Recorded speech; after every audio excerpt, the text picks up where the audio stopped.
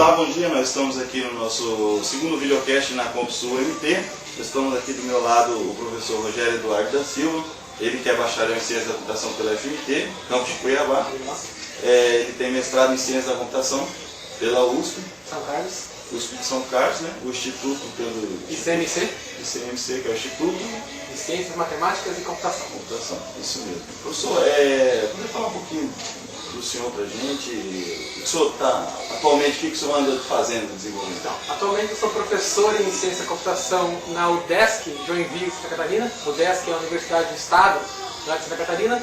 Sou professor nas disciplinas de compiladores e de computação gráfica. E basicamente a pesquisa que eu venho desenvolvendo é na área de computação gráfica mesmo, envolvendo mais entretenimento digital, jogos e animações. Eu tenho uma disciplina também que é, não sei se vocês têm aqui de optativas, eu tenho uma optativa lá que é na área de, especificamente, animações de jogos. Animações de jogos. Aí, nessa área de animações de jogos, o senhor lida somente com software 3D ou... Basicamente a gente trabalha com animações em 3D mesmo. A ideia é, até como é ciência da computação, a ideia é programação de animações de jogos. Então daí não tem ferramenta, é tudo via linha de código mesmo. O programa a animação de jogos. Eu acho assim que mesmo a pessoa que não é estudante, o jovem que tem interesse em computação, sempre teve assim, a vontade de fazer um jogo, né? Com certeza. Mesmo que seja ele em Flash, né? O Flash propiciou a muitos estudantes e pessoas que têm contato com computação e programação a fazer os seus primeiros jogos, né?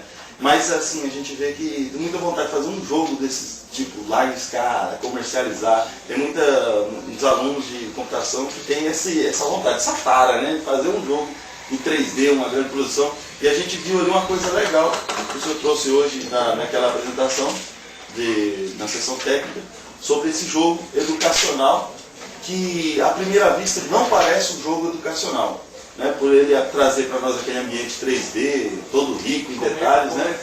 E o senhor poder falar um pouquinho sobre isso? A ideia, você bem adiantou, a ideia era justamente isso. A gente queria fazer uma ferramenta educacional onde o lado educacional fosse oculto pelo lado lúdico. Então a criança, no ato de jogar, estaria aprendendo sem perceber que estava estudando. Então ela estaria no ambiente de jogo e aí, ao jogar, ela teria então que, para realizar a tarefa do jogo, ela teria que ter algum conhecimento técnico, e que é o conhecimento que o professor desejaria transmitir para o aluno. Então o projeto segue, na verdade não é único, se vocês procurarem em congressos especializados na área de jogos, vocês vão ver que essa é uma linha de pesquisa bastante proeminente hoje em dia, criar jogos educacionais que ocultam o fator educacional em prol do lúdico. Porque é uma coisa que, em função do dia a dia do mundo moderno, internet, TV a cabo, as crianças hoje estão deixando o estudo como segunda linha. Então a gente tinha que achar um mecanismo de fazer a criançada voltar a estudar. E a gente percebeu que esse caminho do jogo pode ser um bom percurso para fazer a criançada não deixar de estudar e ainda assim manter o que elas gostam de fazer, que é jogar e etc. Professor Rogério, sim, então seria assim, usar o jogo, a aprendizagem não seria o fim do jogo, né? O objetivo seria a aprendizagem o meio. Exatamente. Conforme fosse ir aprendendo, conforme o jogo fosse passando. A ideia é mais ou menos por aí. Imagina, você quer ensinar frações para uma criança, você faz um jogo onde para ela passar de fase, ela tem que pegar um conjunto de peças, montar 3/4, 4/5, alguma coisa. Isso vai montar a chave que vai abrir a porta para uma próxima fase do jogo.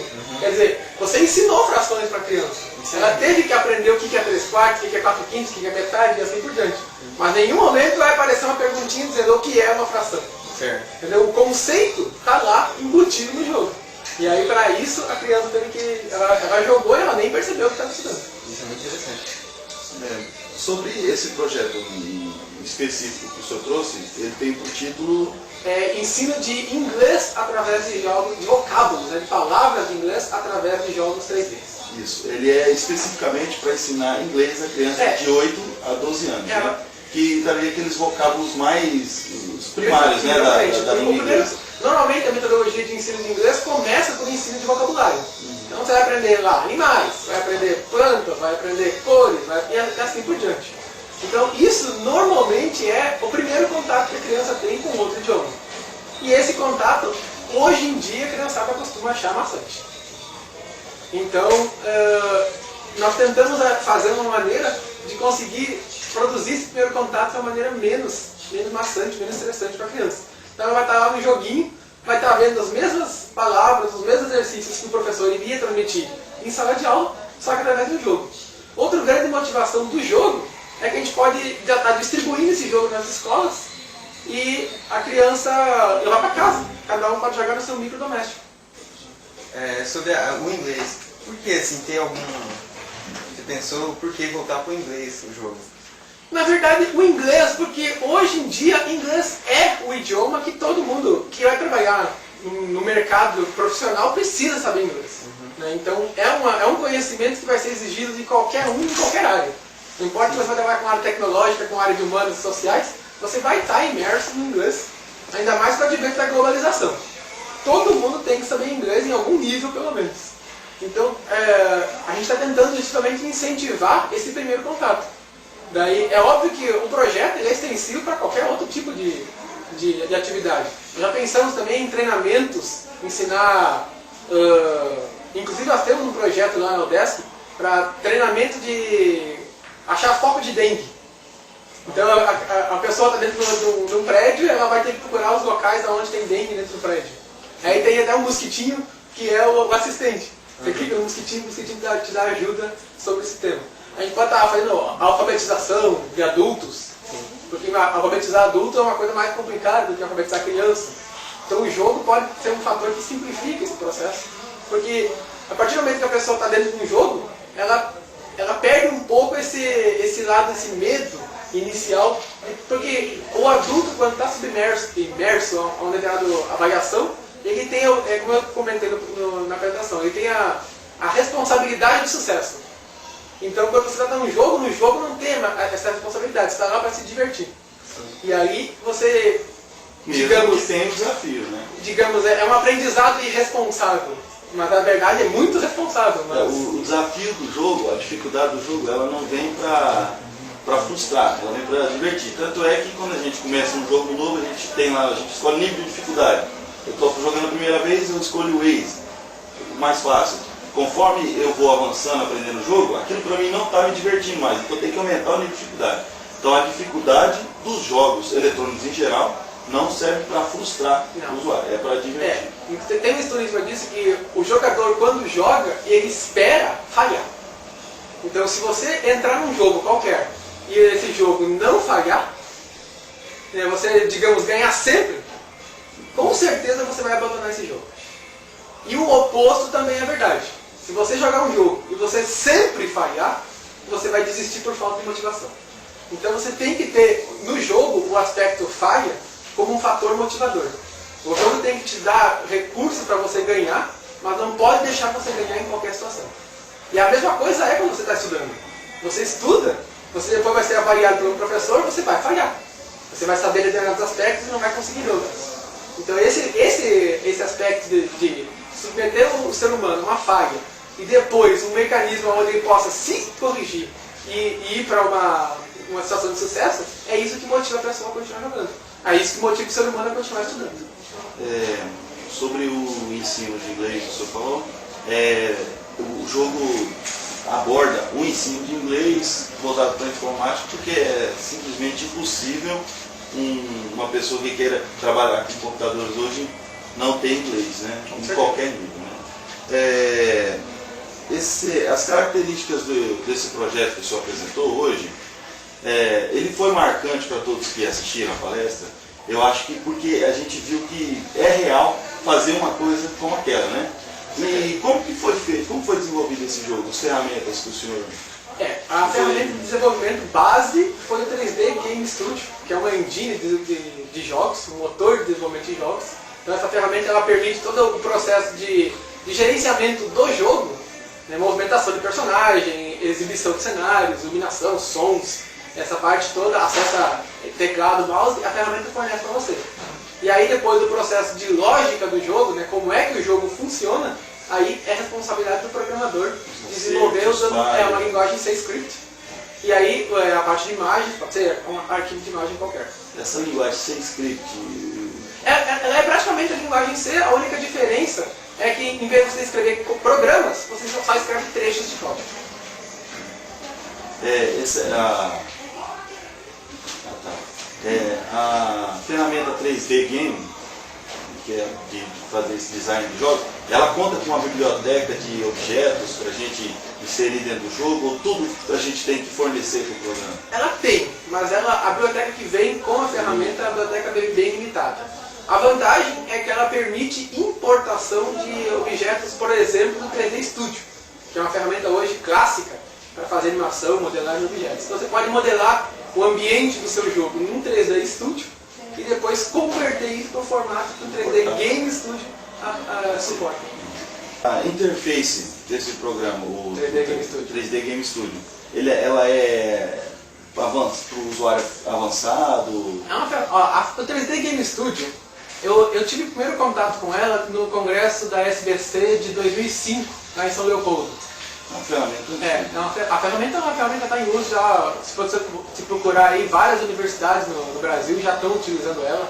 Eu posso citar a Unidev lá no Paraná, a PUC do Rio de Janeiro. O pessoal utiliza essa ferramenta aí. Ela é de baixo custo. Lá no congresso de São Leopoldo, o professor Esteban deu um mini curso dela, onde ele montou um jogo, um FPS, aquele jogo de tiro, First Person Shooter. Ele montou ele em 10 minutos. Do zero, usando a ferramenta. E com a biblioteca? Só usando objetos prontos, óbvio. Mas do zero ele montou um jogo onde você tinha duas salas, uma porta, a porta estava trancada, você tinha que procurar arma, carregar de munição, procurar uma chave, destrancar a porta, achar um inimigo, que o inimigo vinha atirar em você e você tinha que matar o inimigo. Fez isso em 10 minutos, com a ferramenta. Então, para ver como ela é simples de ser utilizada. Lógico, o professor tem uma larga experiência com a ferramenta, então isso conta bastante ponto também.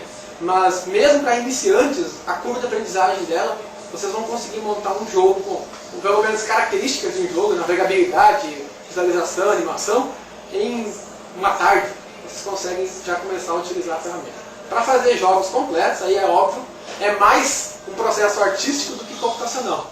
Então requer um conhecimento além de programação e de computação.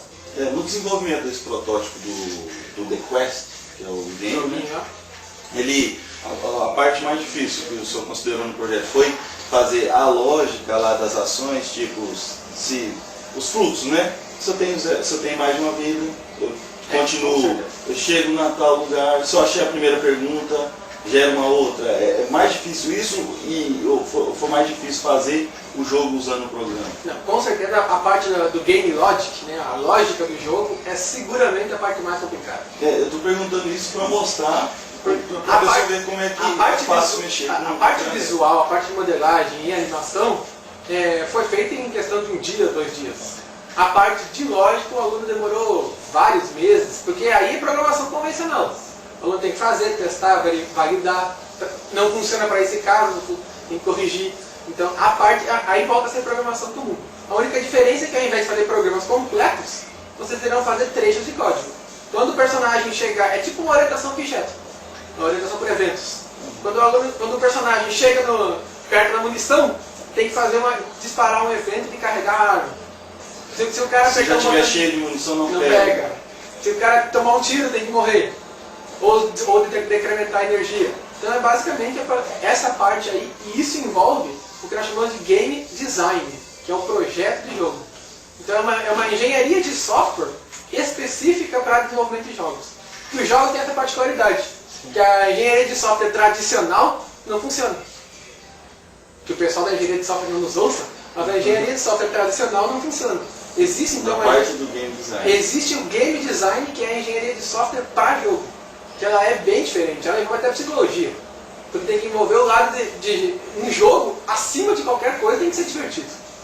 Então tem que levar em consideração esse lado psicológico, o lado de fazer alguma coisa que a pessoa se divirta com aquilo, mesmo que o jogo tenha outros objetivos. E a ordem da criação do jogo teve alguma coisa? Primeiro vão montar um enredo do jogo, depois a lógica? O jogo começa sempre no texto. Então o primeiro profissional de um jogo é o dramaturgo. É o cara que vai montar uma história, e essa história que vai servir de base para a construção do jogo em si. Então é contar, no nosso caso existe a história completa do nosso personagem, que é o Pedro, que ele encontrou um mapa, depois ele teve que descobrir os segredos do mapa, até descobrir onde é que é, tem toda uma historinha, são umas 5, 6 páginas de enredo para ambientar como é a trama do jogo. A partir daí foram feitas análises, aí volta a engenharia de software, análise de requisitos, extrair desse enredo os elementos que vão fazer parte do jogo. Ambiente, personagem, ações possíveis. Aí depois vem a parte de modelagem de cada um desses elementos e a implementação. O enredo, então, é um script para o programador, para o desenhista. Para o artista, né? O programador, pessoalmente, dificilmente vai ter acesso ao enredo. Ele vai ter acesso mais depois digamos, à lógica do jogo que foi extraído do enredo. A respeito do projeto, o professor Deimar comentou que você está saindo agora para o doutorado. Eu estou indo fazer o doutorado, obviamente, em jogos, lá na Europa, na área especificamente de agentes autônomos, que seriam os inimigos, aqueles personagens que você não controla, que são controlados pelo computador. A ideia é que esse personagem tem que se comportar semelhantemente ao ser humano. Então ele tem que simular como é que o ser humano faz para jogar. Então existe todo um processo cognitivo, um processo de inteligência artificial para inserir esse comportamento nos personagens. E aí a ideia depois é poder incorporar isso no jogo.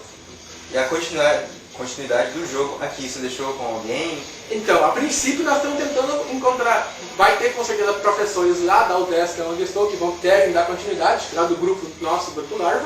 Mas em contato com o professor Deimar, a gente pensou em fazer parcerias aqui com o pessoal. Aqui um curso de licenciatura tem tudo a ver com projetos na área de educação. Então a gente poderia até estar pensando em dividir esse projeto, que é um projeto muito grande, tem margem para muitos outros projetos anexos a esse aí, onde os alunos aqui da UFMT poderiam estar colaborando também e a gente fazer uma parceria. Para estar desenvolvendo paralelo. Paralelo, ou cada um desenvolve um pedaço, e aí depois a gente conecta tudo num grande projeto. Isso é muito comum lá nas grandes universidades lá do eixo Rio-São Paulo, fazer esse tipo de coisa. Então fica aí a dica para você que quiser participar. Informações de contato, professor. Eu tenho o e-mail rsilva@joinville.desc.br e o site da universidade www.joinville.desc.br.